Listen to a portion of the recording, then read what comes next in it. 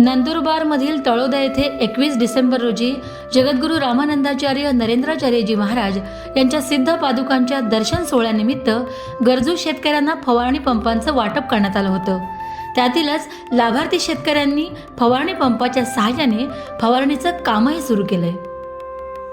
मी चव्हाण अविनाश आपल्या तोडदे येथे कार्यक्रमामध्ये मला जगद्गुरू श्रींतर्फे मला फवारणी पंप भेटला आहे। माझ्याकडे 2 एकर शेती आहे।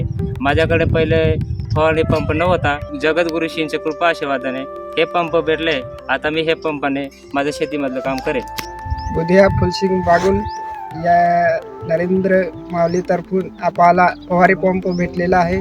आम्हाला ना जगद्गुरू नरेंद्राचार्य जी संस्थाकडून त्यांच्याकडून म्हणजे आमची शेती कमी आहे ना, तर आम्हाला त्यांच्याकडून म्हणजे दिलेलं आहे।